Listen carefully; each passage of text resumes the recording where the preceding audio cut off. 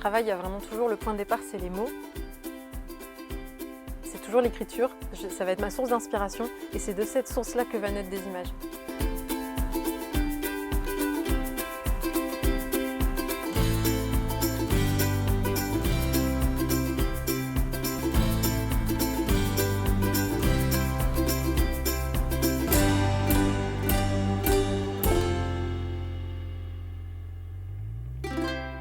Hello Lucie! Hello! Merci de m'accueillir dans ta yourte. J'espère que c'est pas trop intimidant pour toi comme exercice.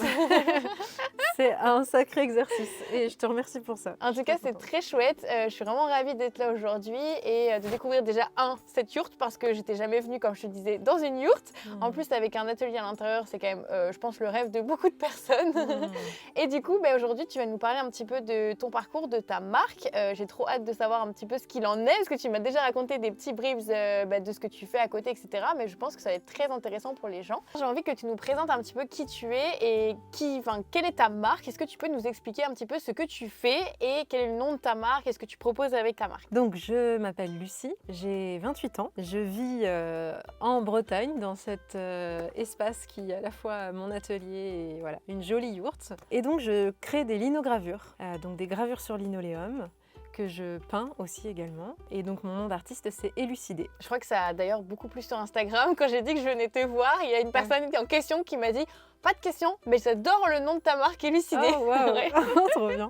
Et pourquoi d'ailleurs Élucidé? Pourquoi Élucidé? Alors, donc, je m'appelle Lucie, il y a Lucie dans Élucidé. En fait, dans mes linogravures, j'aime bien essayer de traduire des messages ou raconter des histoires. Ouais. Et je m'inspire beaucoup des mots et des expressions. Oui, c'est vrai, j'ai remarqué. Ouais. Voire de la poésie, ça doucement, ça bifurque plus vers des formes poétiques. Et en fait, je m'amuse avec des linogravures à élucider des mots ou des expressions qui nous... Voilà, voir ce qu'ils racontent de nous, quoi. Ok, trop bien. Ah oui, du coup, maintenant que tu le dis, je vois totalement le lien. C'est vrai que j'avais remarqué qu'elles étaient quand même bien à part, tes linogravures, qu'il y avait un petit concept de phrases, de jeux de mots, d'expressions, des choses comme ça. Et j'avais hâte que tu me dises un petit peu pourquoi et qu'est-ce qui se cachait derrière. Donc, très chouette. Et ça fait longtemps que tu fais ça? Donc, la linogravure, ça fait pas mal d'années. J'ai vraiment créé Élucidé il y a 1 an et demi à peu près. Donc c'est assez récent. Ouais, carrément. C'était toute fin 2022. Ok. Ouais, c'est ça. Mais ça fait des années que je fais de la lino et en fait à un moment donné j'ai eu envie, j'ai commencé à créer cette série là, cette première série et j'ai vraiment eu envie de la diffuser davantage, de déployer plus de projets et donc j'ai créé une auto-entreprise et ce nom Élucidé et voilà, ce qui me permet de vraiment pouvoir faire plus de choses avec plus de gens, quoi. En fait, c'est vraiment ce qui t'a donné envie d'aller plus loin, c'est de te dire je crée, c'est chouette, mais pour avoir finalement des excuses d'en faire plus, de faire plus de créations, de les partager, etc. T'as eu envie de passer en entreprise et d'en faire une marque, quoi. Voilà, c'est ça. En fait, je suis pas partie de je veux créer une entreprise et je vois ce que j'ai envie de proposer. Ouais. C'est plutôt, voilà, j'aime la linogravure, j'en faisais beaucoup pour mes proches, je commençais à en diffuser même aux proches de mes proches. Ah oui, ok. Je commençais à en vendre ou à en offrir. Et en fait, à un moment donné, je me dis, bah ouais, mais je me retrouve bloquée parce que là, je veux faire plus, je veux pouvoir faire des expos, je veux pouvoir faire des marchés de créateurs, je veux pouvoir faire des prestations. Et donc, il me fallait un statut pour ça. Et donc, l'entreprise, c'est vraiment le statut qui me permet de déployer plus mes projets. C'est plus un moyen qu'une fin en soi. Ouais, okay. Et avant tout, moi, mon souhait, c'est vraiment de déployer ma créativité, déployer mon univers artistique, plus que d'en faire une entreprise. Ouais. Je pense que c'est le cas de beaucoup de créatrices en soi. De commencer par j'adore créer, j'adore faire ça. J'ai envie de le faire plus souvent et j'ai envie peut-être d'avoir un impact avec ce que je fais. Voilà. Et comment je vais faire, trouver le moyen, comme tu dis, d'y arriver, du coup, de créer une entreprise pour aller un peu plus loin. C'est ça, aller plus loin, pouvoir travailler aussi avec d'autres personnes, d'autres artistes, faire des partenariats. Et puis diffuser davantage mes linos. À un moment, je me suis dit, je les aime tellement que je me dis, mais je veux que si d'autres personnes, que d'autres personnes puissent les rencontrer. Et du coup, de pouvoir faire des marchés, de pouvoir les communiquer davantage, quoi. Ok. Et comment t'es tombée dans la linogravure? Parce que c'est quand même pas forcément quelque chose de... Enfin, je pense que maintenant, ça commence un peu à se démocratiser, entre guillemets. Ça devient de plus en plus connu. Mais genre, moi, j'ai testé, tu vois, je veux dire, j'ai fait une vidéo YouTube que tu avais vue sur ma chaîne sur la linogravure. Mais c'était déjà, je pense, qu'il y a au moins 2 ans. Et à l'époque, déjà, je trouvais pas énormément de vidéos, c'était un peu le début. Donc, comment t'es tombée dans la linogravure dis-nous. Et ben, en fait, j'ai fait des études d'art, d'histoire de l'art à l'université. Et donc, j'étudiais énormément de techniques d'art, Ouais. et dont la gravure. Donc, Ok. pas la linogravure, mais la gravure. Donc, j'ai étudié plein de graveurs et graveuses très connus, et notamment de la gravure sur cuivre.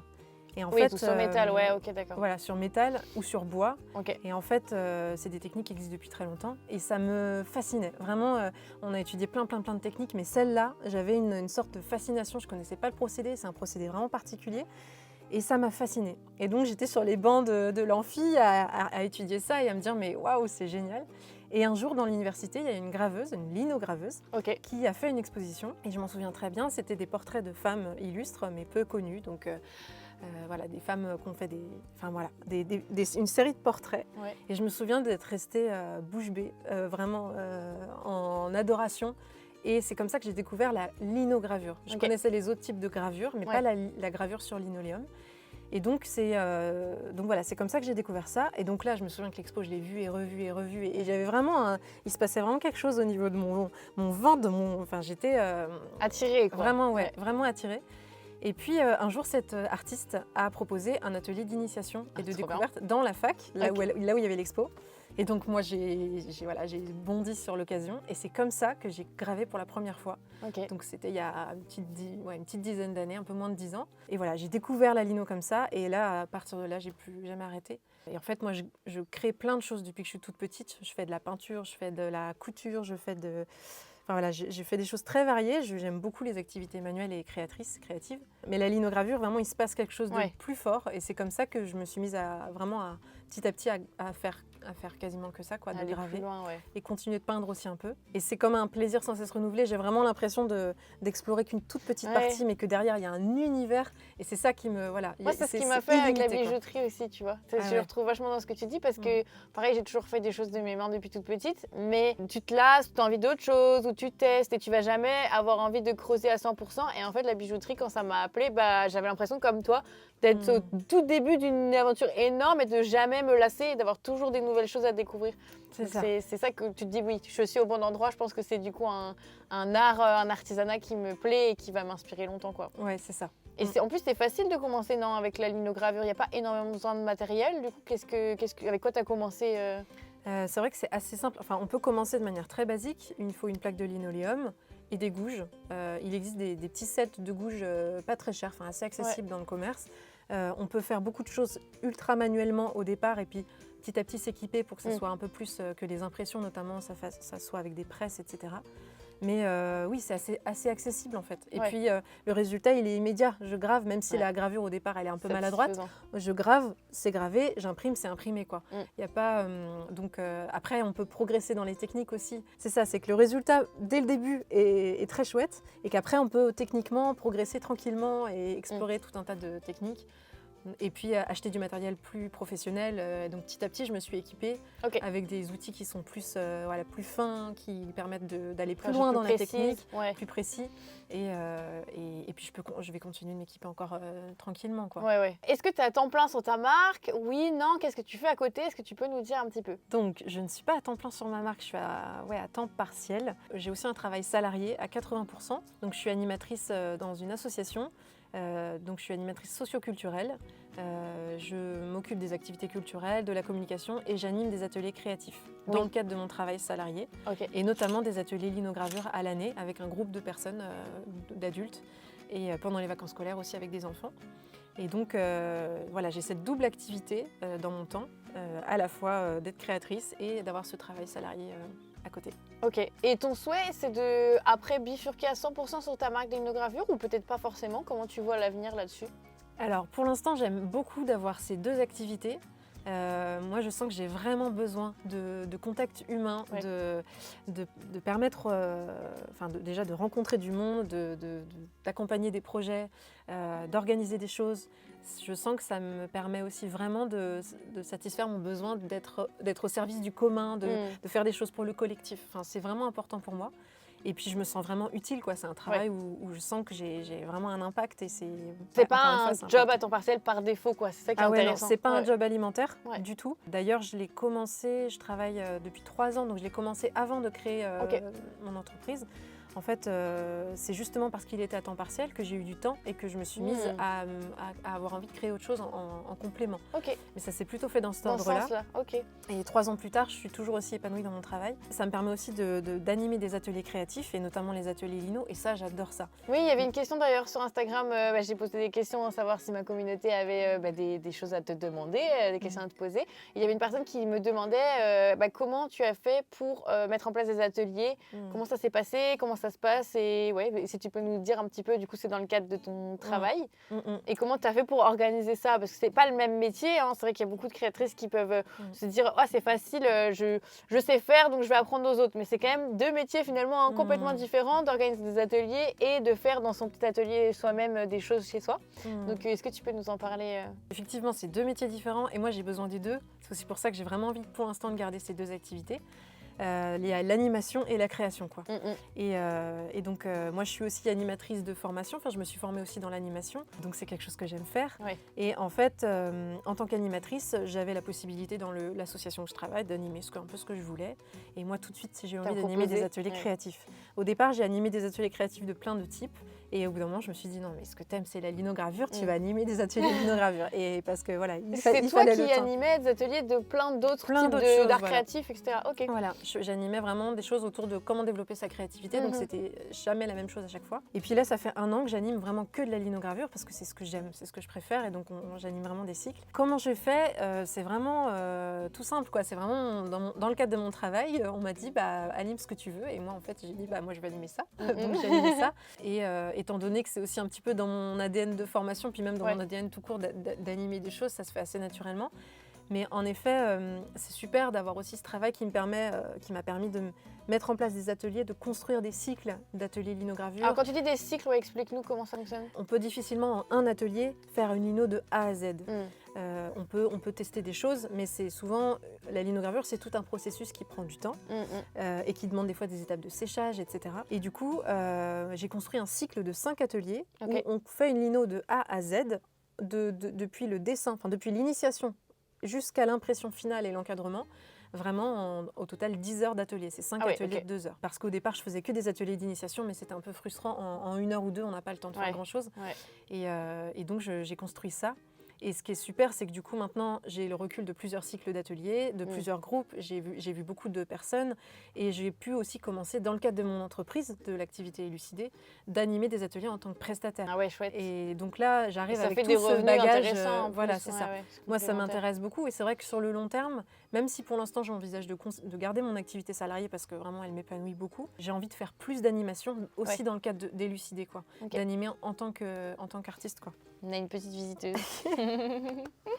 Un petit visiteur, je dis une petite visiteuse. Oui, un petit visiteur. Voilà, mon collègue. C'est ça au quotidien. Qu'on voit souvent sur Instagram. Oui. Est-ce que tu as des revenus de ton activité? Tu arrives à te dégager un petit peu de revenus ou peut-être pas encore vu que ça fait pas longtemps? T'en es où par rapport à ça? Eh ben, je commence à me dégager des revenus. Pour l'instant, c'est très irrégulier puisque l'avantage aussi d'avoir une activité salariée, c'est que j'ai un salaire qui me suffit, fixe tous les mois. Je suis en CDI, donc il n'y a aucun problème. Et du coup, je fais vraiment, là, mon objectif, c'est pas tant d'avoir une rentabilité constante, mais plus de tester plein de choses, plein d'activités différentes. Donc, comme je disais, ça peut être des ateliers, d'animer des ateliers, de faire des prestations. À Noël, de faire des marchés de Noël. Là, Noël dernier, notamment, j'en ai fait plusieurs, ce qui m'a vraiment permis de tester ça, le fameux marché. Et puis aussi des projets qui ne sont pas forcément rentables, des expositions, des partages, des rencontres. J'ai différents revenus très, très irréguliers et je suis vraiment dans la phase de test. Ouais, c'est ça. Et là, récemment, je développe un peu plus les commandes personnalisées. C'est des choses que je n'avais pas trop fait.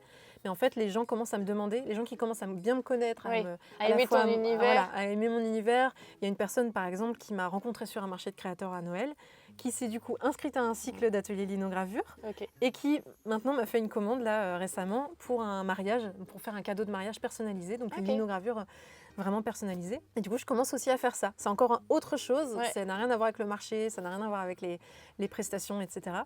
Mais voilà, donc je teste et du coup, mes revenus ils sont irréguliers Oui, et c'est je normal. pense que petit à petit, je vais voir ce qui me correspond le mieux. Et puis l'idée, c'est de pouvoir me dégager des revenus dans ce que je préfère faire, quoi. Ouais, c'est ça, ouais, Ouais. de tester un petit peu ce qui fonctionne, à Mm. quel point ça fonctionne, à quel point tu aimes, et de trouver un peu l'équilibre entre tout ça pour te dire, à la fin, ok, j'ai plus envie de me diriger vers ça ou vers ça. Et d'ailleurs, tu Ouais, parlais c'est de création personnalisée, et tu fais aussi, là, on va parler plus de création pure, parce que c'est quand même ça qui intéresse aussi les gens. Par rapport à tes créations, est-ce que tu fonctionnes sous forme de collection? Est-ce que c'est toi qui imagines tes créations et tu décides ce que tu proposes et ensuite tu les vends? Parce que du coup, tu fais aussi du sur-mesure, du personnalisé. Mais en temps normal, comment ça se passe la création élucidée, les produits que tu proposes? Moi, j'appelle ça plutôt des séries, mais je pense que ça correspond à la Ouais. notion de collection. J'ai créé une série de linogravure l'année dernière. J'ai vraiment souhaité créer une famille, quoi, une grande Ouais. famille de linogravure avec toujours le même fil rouge, le même concept de je pars d'une expression, d'un mot, d'une citation qui m'inspire, qui m'interroge, Ouais. qui m'amuse, et puis je la traduis en images et je m'amuse avec ça. Ouais. Donc ça a formé une série au final. Je savais pas forcément où j'allais au départ, mais j'en ai fait une, puis j'en ai fait deux, Ok. puis j'en ai fait trois. Donc pas forcément tout en même temps du coup. Maintenant, elles forment un ensemble homogène. Ouais. D'ailleurs, maintenant, ouais. je les communique c'est la série qui s'appelle Printemps. Ouais. Et donc, au final, ça forme une série. Ouais. Mais je savais pas si ça allait être à l'infini, Ouais, ok. si j'allais continuer ou pas.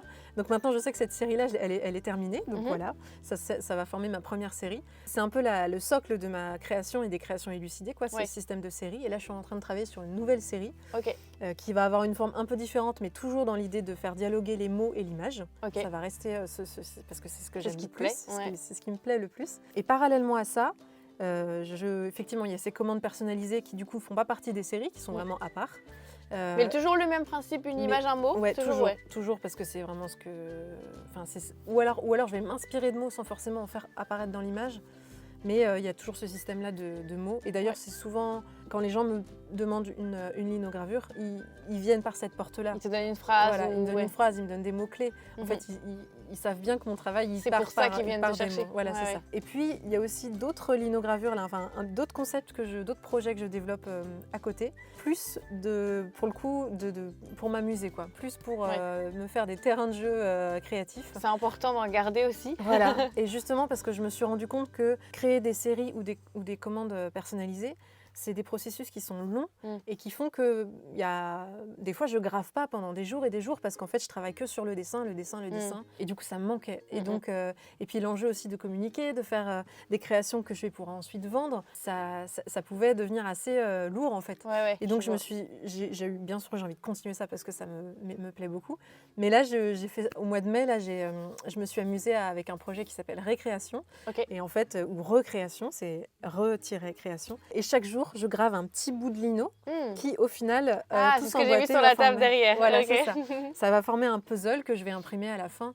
Et en fait, j'ai vraiment envie de garder... T'as pas encore fait de test pour l'instant d'impression? Du tout. Ah ouais, le suspense c'est à son comble. Je sais pas ce que ça va donner et du coup c'est assez chouette parce qu'en fait je m'amuse.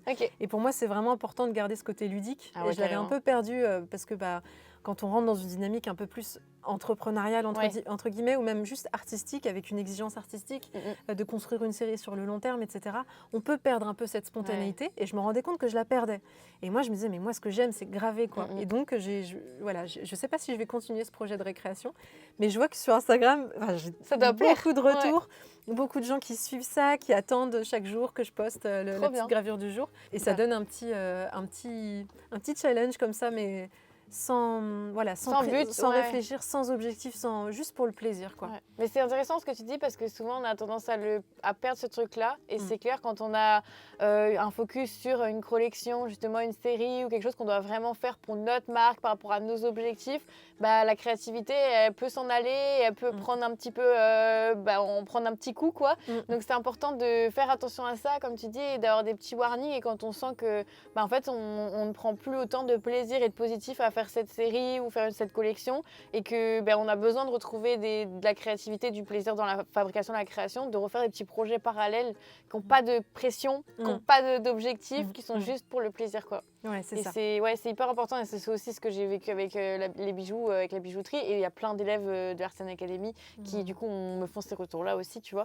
Donc, je pense que c'est bien commun à pas mal de personnes. Donc, ouais, c'est intéressant que tu nous partages ce projet. Ouais, ouais, vraiment continuer aussi de créer pour soi, Ouais. juste pour le plaisir, comme au c'est ça. début, comme au tout début, quoi. Juste avec l'émerveillement de... là, en l'occurrence, moi, je fais ce signe parce que c'est quand je grave.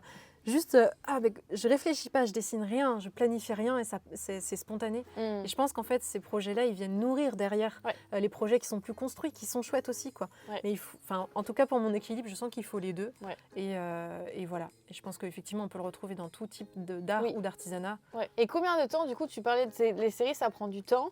Après, je sais pas si ça va être facile pour toi de parler de temps, c'est toujours compliqué, mais combien de temps tu as entre le moment où, par exemple, tu as l'idée précise du dessin, tu fais le dessin et tu fais la lino et tu obtiens l'impression.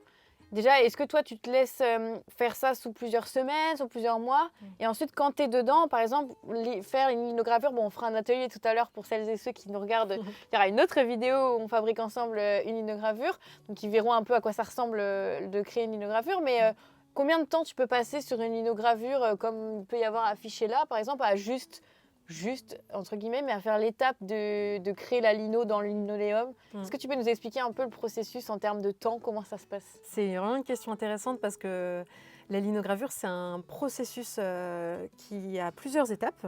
Et du coup, c'est effectivement assez compliqué de pouvoir quantifier le temps. Et dans l'Artisan Academy, tu nous le recommandes vivement. Donc, je me suis chronométrée, j'ai vraiment essayé ça. Et en fait, donc, ça commence toujours par l'idée, comme tout, hein. L'idée, le croquis. De ce croquis-là, j'en fais un dessin un peu plus fixe, quoi. Donc, je retravaille le dessin. Une fois que j'ai mon dessin, qui est fixé, je vais le décalquer ou le transférer sur une plaque de linoléum. Sachant qu'il faut le transférer à l'envers, puisque on verra ça, mais la plaque de linoléum, elle s'imprime elle s'imprime à l'envers en fait, pour que l'impression soit à l'endroit. Donc il y a l'étape de croquis, dessin, on reporte sur la plaque. Une fois que c'est reporté, il faut graver ce dessin dans la plaque. Une fois que le dessin est gravé, que c'est nickel, nettoyé, etc., ensuite il faut l'ancrer. Donc étaler de l'encre sur la plaque. Ensuite, imprimer cette plaque sur du papier. Donc là, on retombe sur nos pieds, on retombe sur le dessin à l'endroit sur du papier. Ensuite, ce dessin-là, cette impression, il faut la laisser sécher parce que c'est une encre qui met au moins une semaine, voire 15 jours à être complètement sèche. Ah ouais, quand même, ok. Voilà, donc c'est assez long. Et moi, par-dessus, je rajoute des détails dans mes linogravures. Je rajoute toujours des détails, soit à la peinture, soit en faisant des dorures. Donc je rajoute au pinceau des couleurs ou de la dorure, qui de nouveau va sécher ensuite.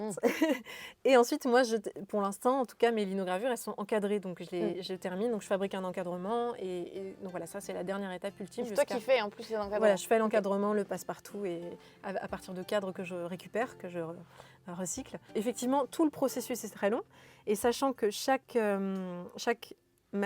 matrice, chaque plaque de linogravure, on peut l'imprimer plusieurs fois. Oui, ouais.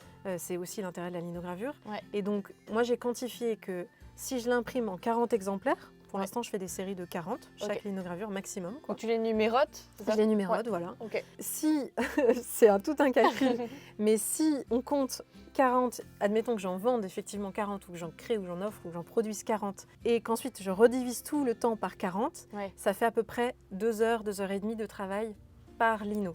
Mais à condition que j'en fasse 40. Parce qu'en fait, le plus long, c'est de créer le dessin, le graver. C'est ça qui va être le plus long. C'est la matrice. L'impression, ensuite, ça va être beaucoup moins important.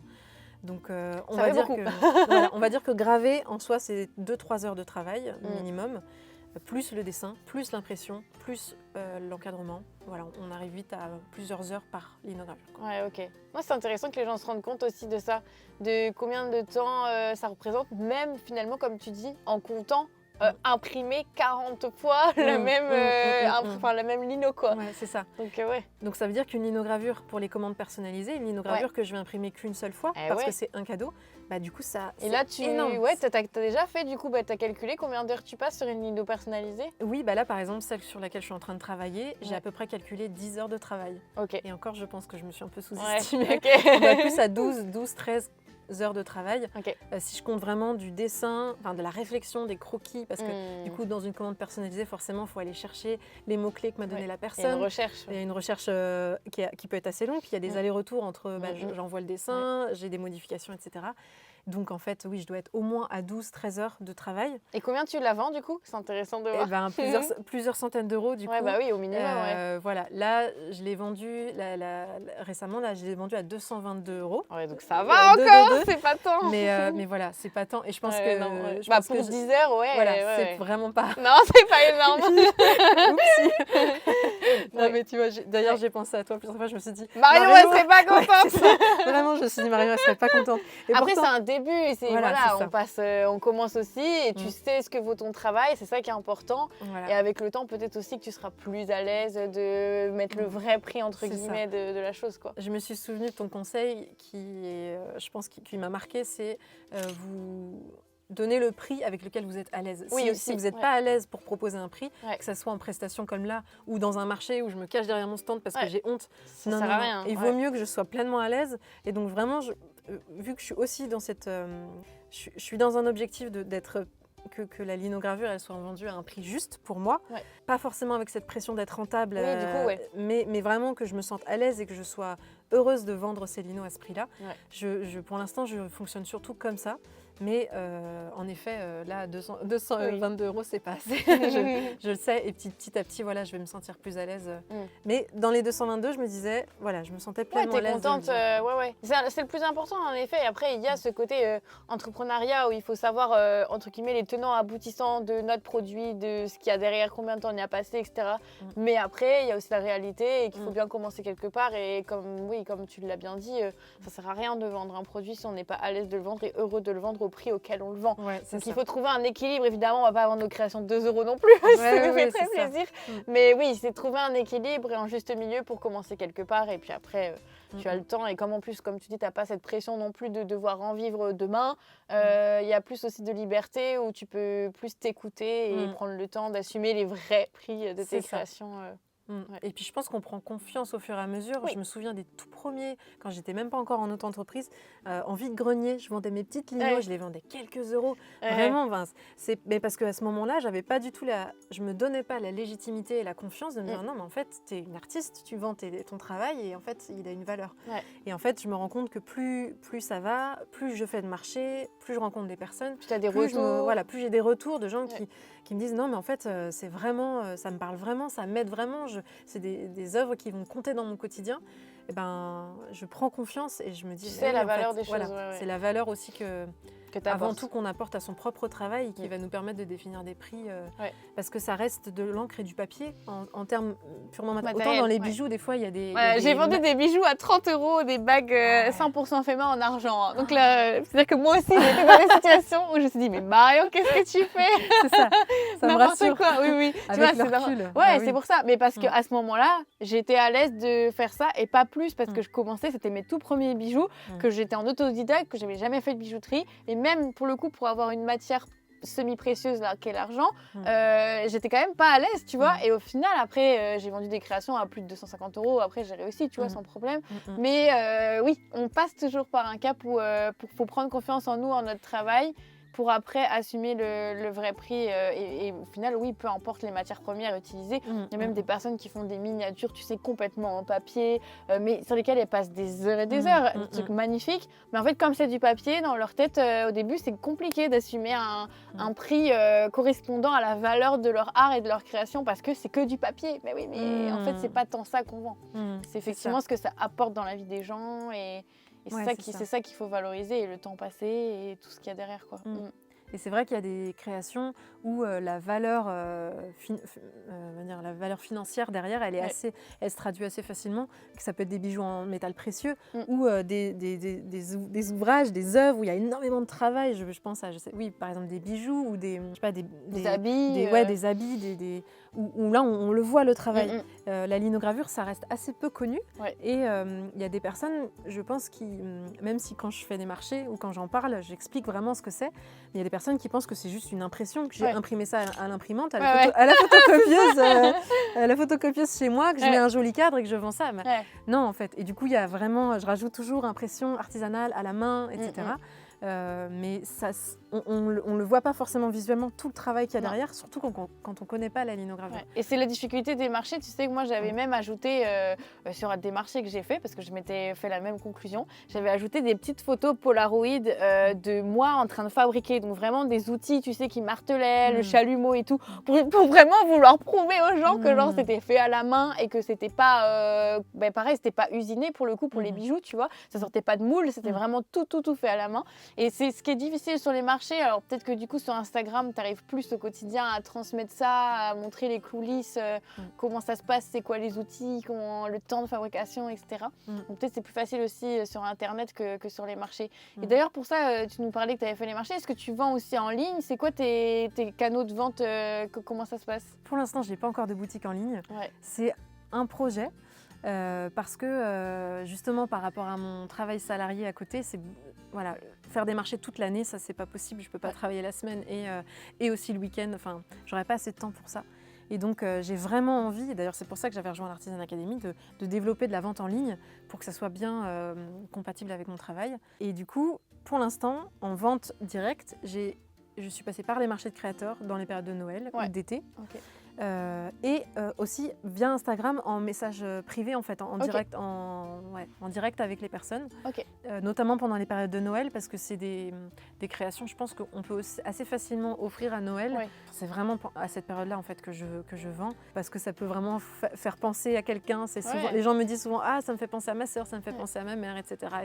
Et donc c'est comme ça que ça se passe. Donc j'ai fait des ventes en message privé sur Instagram et au marché de créateurs en physique. Avec ce projet de développer une boutique en ligne, je pense bientôt, c'est un projet pour cette année. Peut-être que quand la vidéo sortira, on ne sait pas. Tout dépend quand elle sort. Mais effectivement, j'ai vraiment envie que ça soit bientôt parce que là, en plus, je communique sur cette série-là qui est terminée et elle plaît et je l'aime d'amour et j'ai envie de la diffuser au monde entier. Donc, pour l'instant, sur Instagram, je commence vraiment à communiquer un petit peu, mais c'est encore assez timide.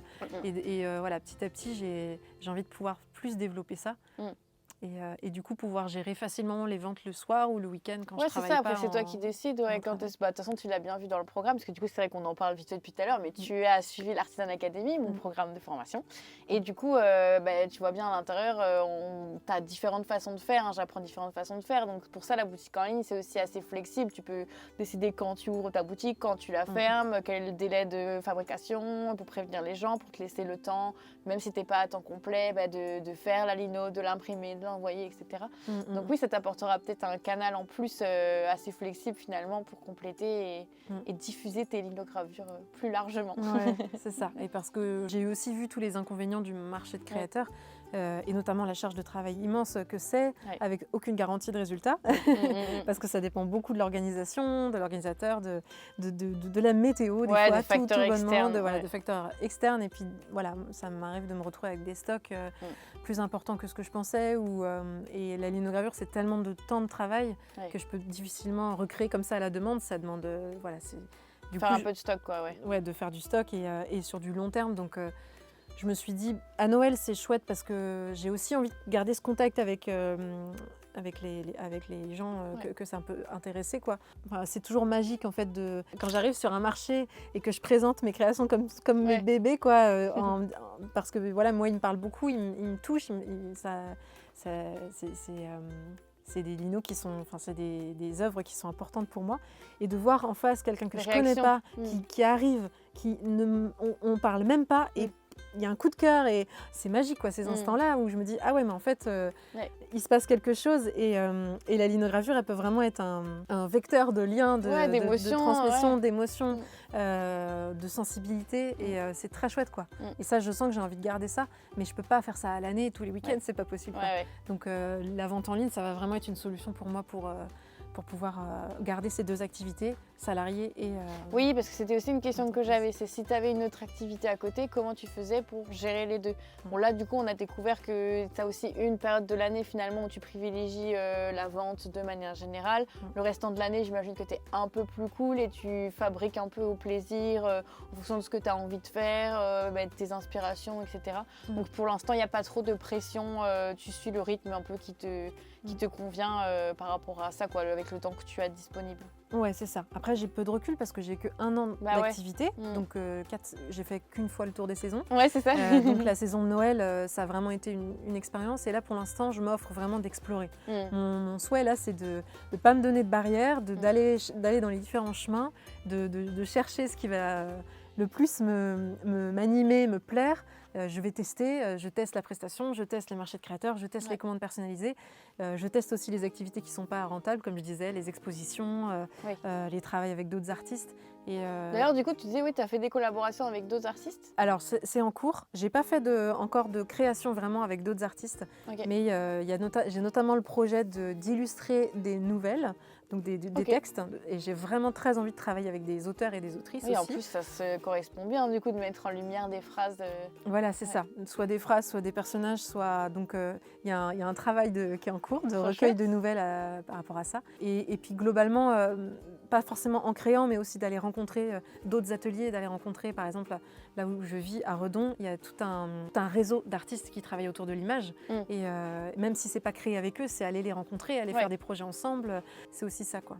Du coup, je voulais te demander, est-ce que tu as des comptes Instagram qui t'inspirent au quotidien? Oui, alors il y en a plein. Je suis beaucoup le travail des graveurs et graveuses, notamment sur lino, et aussi de beaucoup de poètes ou d'auteurs et d'autrices. Pour la linogravure, il y a Morgane Chouin, qui est une linograveuse de Bretagne aussi. Ok, ah Bretagne aussi. Voilà, plus dans le Finistère, elle. Okay. Et elle fait tout un travail autour notamment du monde marin.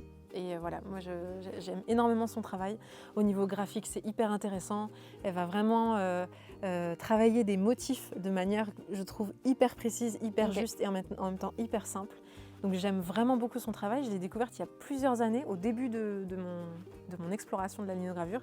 Et ça m'a beaucoup inspirée, quoi, vraiment. Donc j'aime beaucoup ce qu'elle fait. Et elle travaille vraiment avec l'encre bleue, c'est un peu sa signature. L'encre bleue et bleu peu bleu clin, là, ce très joli bleu. Clin d'œil du coup à l'océan. Voilà, en plus, ouais, c'est vrai, complètement. Et j'aime énormément son travail. Et quand je vois ses linogravures en vrai, je ressens toujours beaucoup d'émotions. Tu les as vues en vrai? Ouais, dans des marchés de créateurs ou en exposition aussi. Elle a un très chouette travail. Et sinon, dans le domaine de la poésie et de l'écriture, je suis aussi plein de contes de poètes et poétesses. Et il y a notamment l'atelier Béguin. Donc c'est une poétesse, une autrice qui vraiment, comme moi, aime jouer avec les mots, créer des micro-poèmes ou des petites phrases percutantes et poétiques, parfois un peu drôles, parfois un peu touchantes, et de les envoyer brutes comme ça, avec cette fameuse typo qui est aussi un peu sa signature, étiquette. Que j'aime aussi énormément. Et donc, c'est aussi des travaux qui m'inspirent beaucoup dans mon travail. Donc, un mix entre finalement ton médium, qui est la lino, comment on peut travailler la lino, quel rendu ça peut avoir, un peu les aspects techniques, et finalement une autre inspiration plus sur le contenu de ce que tu as envie de dire et de ce qui t'inspire au final. C'est intéressant que ça marie un peu les deux. Ouais, complètement. En fait, il y a vraiment, dans mon travail, il y a vraiment toujours le point de départ, c'est les mots. C'est toujours l'écriture. Ça va être ma source d'inspiration. Et c'est de cette source-là que va naître des images. C'est jamais l'inverse, en fait. Et donc, je me base toujours sur la poésie, les mots. Et c'est comme si ça me donnait une matière un peu sensible. Et ça donne déjà une première... les mots, ça donne déjà une première traduction à quelque chose de visuel, d'invisible, d'émotionnel ou de sensible. Mais je l'ai traduit à nouveau en images. Et du coup, ça me permet aussi de faire dialoguer les mots et les images. Et ensuite, de réimprimer ça sur du papier ou sur autre. Et est-ce que tu as des livres aussi qui t'inspirent au quotidien? J'aime beaucoup juste des fois regarder des images. Donc j'ai des albums, des fois des albums pour enfants. On m'a prêté des albums de création polonaise. Ok. Ça a l'air joli. C'est un travail de dingue. C'est du papier découpé. Ah oui. Donc c'est un savoir-faire artisanal j'ai vu passer ça polonais qui est complètement fou. Donc c'est polonais, ok. Ouais, bah alors je pense qu'on le retrouve dans beaucoup de pays, mais celui-là, génial. ce savoir-faire-là, il est notamment polonais. Et en fait, Oui, j'ai touché, mais en fait, c'est hyper précieux, mais oui, non, mais j'imagine, c'est faut faire fou. attention. C'est un album, mais c'est des Ouais. vraies œuvres en fait. Sauf Ouais. que là-bas, voilà, c'est les petites grand-mères qui font ça, les Ah ouais. femmes. Et voilà. Et donc ça, moi, ce genre de choses, ça me rend ouf, Mm. quoi. Je peux passer 20 minutes à juste regarder. Et en lino, Et- si tu devais reproduire ça, parce que du coup, les gens vont le découvrir dans la vidéo création, mais en vrai, quand on fait une lino, il faut découper le creux, donc c'est-à-dire ce qui ne sera pas imprimé. C'est ça. Donc c'est toute une mécanique, et c'est C'est dire ça. quand on voit ça, où est-ce qu'on va aller creuser et où est-ce qu'on va garder de la matière pour le tampon, en fait, pour tamponner après, imprimer. Voilà, c'est Donc ça. ouais, ça doit être un travail assez dingue de reproduire ce genre de choses en lino, ce serait sympa. Ouais. Mm. En fait, c'est vraiment une gymnastique, la linogravure de mentale. Il faut tout inverser. Ah, c'est ça. Là où on agit, c'est ce qui va pas se voir, alors Mm. que d'habitude, quand on crée, on agit. Ouais, genre on là met où ça se voit. Trace au Voilà. stylo, c'est que on le voit. Voilà, Ouais. c'est ça. Ouais. C'est des traces par inversion en fait. Ouais. On retire ce qui va être invisible. Ouais. Et en plus, il faut penser tout à l'envers. Donc là, Oui. il y a des Ouais. motifs qui sont symétriques, donc là, ça pose pas de problème. Mais quand on veut écrire, par exemple, ou quand on veut, voilà, il faut tout penser à l'envers. Et après, en fait, une fois qu'on est habitué, Oui. le cerveau, il traduit automatiquement. Il y a plus besoin de Ah, passer par j'imagine. l'étape de. Alors attends, ça se fait naturellement. Mais Ouais. au début, c'est un sacré truc. Ouais. Et voilà, il y a je peux m'inspirer de ce genre de Ok. travaux, d'albums. Là, en ce moment, sur ma table de chevet, j'ai aussi un album pour enfants Ok. de Thomas Vino et Marc Majeski sur la poésie. Donc Ok. ça peut aussi être... Je m'inspire beaucoup d'albums pour enfants parce que Ah ouais au niveau visuel, je les trouve incroyables. Ouais. L'importance de l'illustration dans un album pour enfants, Ouais. est Prend tout importante. son sens, Voilà, ouais. l'illustration est importante Ouais. dans un album pour enfants. Et il y a vraiment un dialogue entre les mots et les images que je trouve génial. Et du coup, ça m'intéresse beaucoup d'aller voir ce qui Comment se passe. ils traduisent, ouais. Voilà, et je trouve ça toujours hyper intéressant et il y a une grande sensibilité dans le trait des illustrateurs et illustratrices d'albums pour enfants.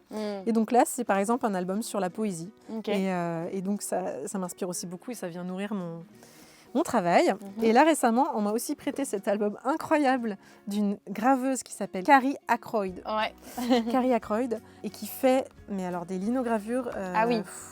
C'est fantastique.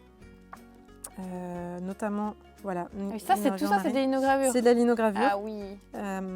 Sauf en que- plus, alors, il y a aussi de la Imprimé dans peinture. des couleurs différentes, parce que c'est ce que tu disais un petit peu tout à l'heure, il y a des étapes différentes. Quand on fait des couleurs différentes, parfois, tu me diras si je me trompe, mais du coup, il faut commencer à imprimer une plaque et s'arrêter pour faire une couleur, et ensuite continuer de creuser pour faire une autre couleur, ou alors même faire des plaques différentes qui vont être des épaisseurs, en fait, des étapes différentes. C'est quand même pas si simple que ça ne pourrait en avoir l'air. Complètement. En Ouais. fait, la couleur dans la linogravure, c'est tout un monde. Ouais. Et c'est pareil aussi techniquement, on peut aller dans des niveaux de complexité qui sont ouf. Ouais. On peut soit sur une même plaque avec un petit rouleau ancrer des détails avec d'autres Oui. couleurs, ça Ouais. c'est possible. On peut graver une seule plaque et puis la découper la plaque, ancrer séparément les différents trucs, les Ouais. remettre comme un puzzle et réancrer tout. On peut ancrer plusieurs plaques et effectivement, comme tu disais, superposer Ouais. les couleurs les unes sur les autres. C'est souvent ce qui se fait le plus. Ouais. Enfin, c'est comme ça que ça marche en général. Et puis moi, en fait, ce que je fais pour la couleur, c'est que je la rajoute au À la pinceau. fin, ouais. Parce que j'aime bien varier les techniques. Donc moi, c'est de la gouache que je rajoute Ok. pour l'instant. Et je commence aussi à à faire des linos en couleur parce que c'est hyper amusant Ouais. Mais voilà, techniquement, c'est encore un Ouais, autre c'est une sujet. gymnastique aussi. Voilà. Donc très voilà, j'aime m'inspirer de différents styles et on peut faire tellement de choses en linogravure différentes qu'il y a autant de styles que Oui. d'artistes et Ouais. du coup c'est infini quoi. Mais c'est Et- valable et pour j'en tous les découvre. arts en soi. Mais c'est vrai que quand on commence à creuser son propre domaine, Oui, c'est là qu'on se dit, ouais, en fait, c'est un terrain de jeu immense souvent. complètement. Je voulais te demander, c'est quoi l'achat le plus récent que tu as fait de moins de 100 € qui a été le plus utile pour toi ou le plus percutant pour ta marque? Alors en achat que j'ai fait récemment, pas très cher mais qui m'a beaucoup apporté, il y a cette perche toute bête articulée pour pouvoir prendre des vidéos et des Ouais. photos de mon travail tout en créant. Ça, c'est trop pratique. Je Et le- ça a l'air trop bien parce qu'en plus, ça peut tourner. Ouais, ça peut tourner dans Il y a tous une les sorte de sens. boule là, donc on peut vraiment Voilà. manipuler ça facilement dans tous les angles. Voilà. Quoi. Elle est réglable dans tous les sens. Et tu l'as trouvé où?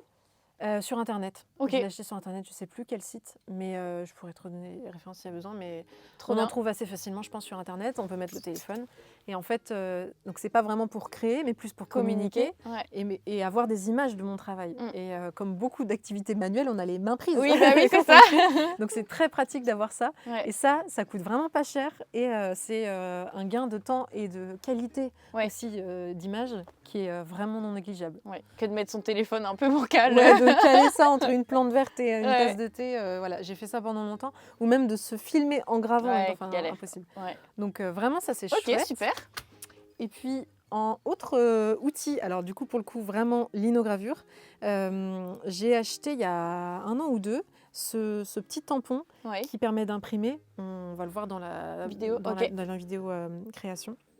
En fait, la linogravure, on peut l'imprimer à la main. Ouais. Donc, j'ai commencé avec une cuillère en bois, tout simplement. Donc, en imprimant, en plaquant le papier contre la plaque, Ah oui, juste avec d'accord. une cuillère en bois. Ok.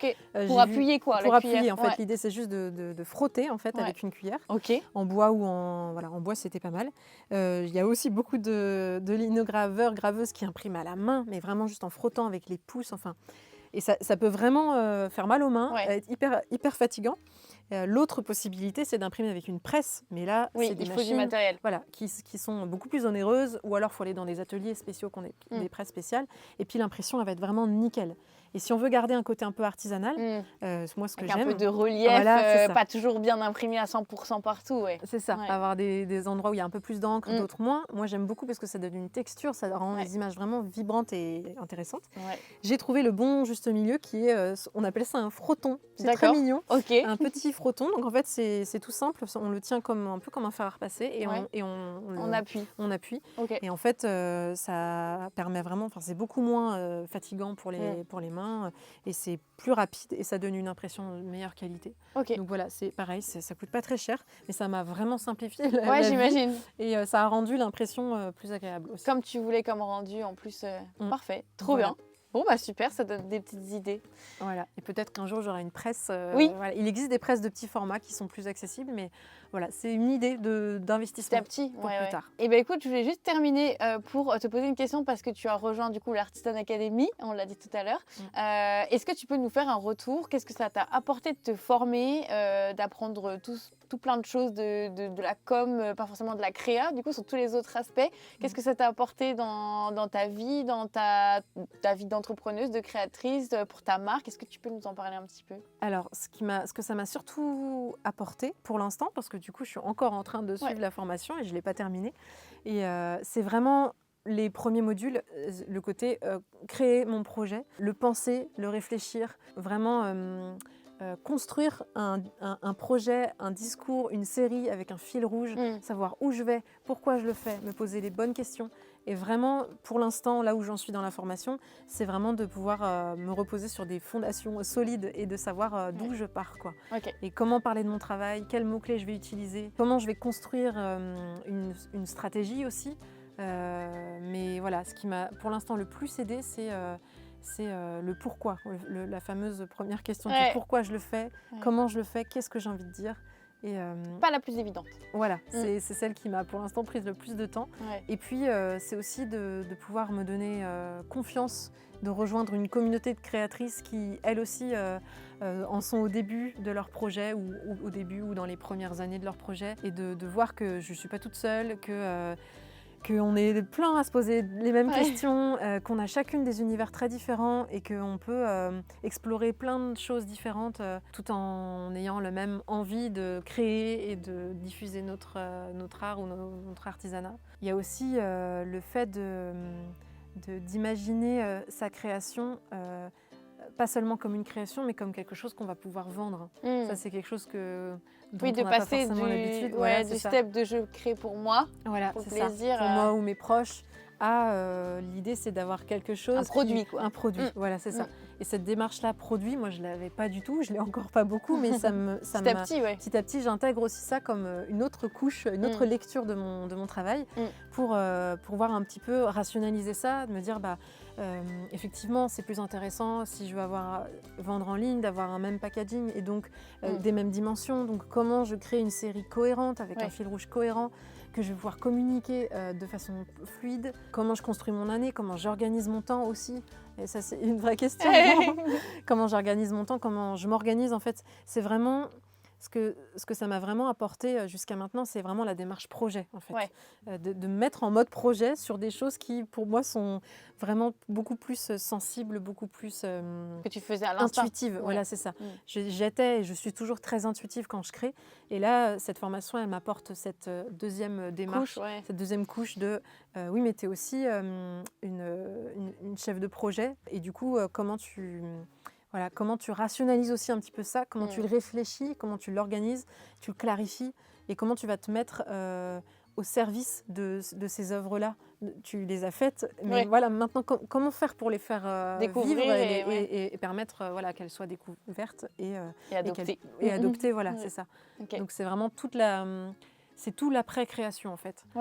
Pour autant, c'est intéressant que tu parles de projet, d'une démarche projet, parce que c'est vrai que j'avais jamais entendu ce terme-là, mais c'est joliment dit que c'est non plus des petites, des créations comme ça qu'on fait à l'instinct, à droite, à gauche, mais c'est un projet concret avec une vraie raison d'être et d'essayer de lui trouver justement une façon d'exister à ce projet et une façon de se faire connaître, quoi. C'est ça, et je pense qu'on retrouve beaucoup ça dans le milieu artistique, c'est qu'il y a vraiment deux métiers, enfin il y en a plein, mais il y a le métier de créateur, créatrice, dont on va vraiment créer, on va vraiment être la traduction d'artiste, on va traduire dans une œuvre des choses invisibles ou des choses de la vie qu'on va percevoir et qu'on va traduire à notre manière. Et puis une fois qu'on a la création, l'œuvre, il faut la diffuser.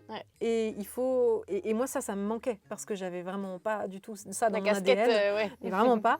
Et du coup, la formation, elle m'a vraiment permis de structurer un projet autour de projet de diffusion, en fait. C'est vraiment ça. Avant tout, moi, ce que je veux garder, c'est la démarche artistique. C'est vraiment, d'ailleurs, je me souviens que quand j'avais voulu rejoindre la formation, on avait échangé par un message vocal où je t'avais posé la question de oui, moi je me sens pas vraiment artisane, j'ai pas vraiment un artisanat. Il y en a beaucoup qui se demandent ça, Et vraiment c'est une vraie question parce que je me disais moi je fais pas vraiment des produits, je fais pas vraiment des c'est plus une démarche artistique, c'est juste que là je me rends compte que j'arrive aux limites de ce que je sais faire, c'est-à-dire moi je sais créer, mais après il faut la suite, quoi. Il faut qu'est-ce que j'en fais. Et je me souviens que tu m'avais rassurée en me disant mais ça te servira quand même et ça te servira tout autant. Et la preuve, au final, tu as des produits. C'est juste que tu n'avais pas forcément cette vision de je crée un produit fini. Mais en fait, peu importe ce que tu crées, à partir du moment où tu veux le vendre, le diffuser, le faire connaître et avoir une rémunération dessus, tout simplement le vendre, c'est un produit. Et effectivement, toute cette démarche entrepreneuriale derrière, elle n'est pas évidente. Et il y a beaucoup de personnes comme toi qui se reconnaissent en artiste et qui commencent à vraiment reconnaître leur facette-là, comme tu dis, cette casquette artiste, et qui du coup ne sont pas encore conscients qu'ils vont avoir besoin en tout cas de cette casquette d'entrepreneur, d'entrepreneuse pour réussir à faire connaître leur création, et qui du coup me disent mais oui, mais moi je ne suis pas artisane. Mais en fait, si tu es artisane de ton propre art et puis quand tu veux le vendre après, effectivement, ce n'est plus que des créations, mais c'est des produits.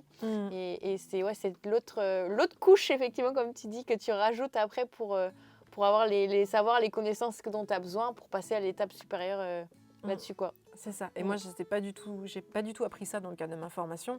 J'ai vraiment plus appris le volet artistique et de travailler avec des artistes. Cette formation, elle m'apporte vraiment tout ce savoir-faire entrepreneurial et commercial et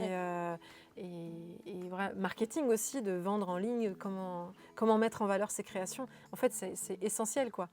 Ou alors, il faut travailler avec quelqu'un qui le fait pour nous. Mais voilà, moi, c'est pas assez limite. C'est pas mon cas. Et du coup, j'ai vraiment maintenant, je jongle avec ces deux casquettes et je les apprivoise petit à petit.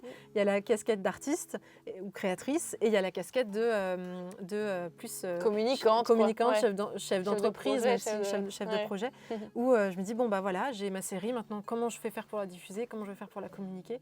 Et petit à petit, c'est pouvoir switcher entre ces deux casquettes jusqu'à en faire qu'une seule, quoi. Et de vraiment... mon souhait, c'était vraiment de pouvoir me mettre au service de mon art, quoi, de ne pas juste créer toute seule dans mon coin, alors que j'ai envie qu'il soit... Qu'elle soit adoptée, vue, partagée. Voilà, c'est ça, et déployée, quoi. Bon bah merci en tout cas pour ton retour. Du coup, à voir pour les personnes qui regarderont ces vidéos si la boutique en ligne est sortie ou pas, ou en tout cas si elle sort bientôt. N'hésitez pas à suivre Lucie évidemment sur les réseaux sociaux, sur son compte Instagram, on mettra tout en description. Et comme on le disait tout à l'heure, de toute façon, cette première vidéo est le début d'une série de 3 vidéos, puisque nous sommes dans une magnifique yourte et qu'on va faire le tour de cette yourte. Donc on vous sortira une vidéo aussi yourte tour, je ne sais pas si ça se dit, mais en tout cas on fera le tour de cette yourte, on montrera l'atelier de Lucie en plus en détail, on expliquera ses outils, etc. Et une autre vidéo où on va fabriquer ensemble du coup une lino. J'ai trop hâte de voir ce qui m'attend. Et du coup, ben voilà, vous pourrez découvrir, elles sortiront progressivement, donc n'hésitez pas à les checker en dessous la description ou d'activer l'alerte si elles ne sont pas encore sorties pour être informés quand elles arriveront. En tout cas, merci Lucie, c'était très chouette, très intéressant. J'ai appris plein de choses et je pense qu'on aurait pu encore discuter pendant des heures. Mais en tout cas, j'espère que ça inspirera beaucoup d'autres créatrices et puis peut-être ça amènera des personnes à vouloir découvrir ce qu'est la linogravure, le lino, ce médium-là et être curieux de ça finalement. Donc voilà, j'ai hâte de voir les retours de cette vidéo et j'espère que ça t'a plu aussi de partager tout ton parcours et puis tes inspirations, etc. Je pense que ça aidera pas mal de créatrices et ça en inspirera plus d'une, je pense. Merci beaucoup Marion, c'est un super échange. Bon, merci Lucie et on se retrouve dans les prochaines vidéos. Salut! Salut!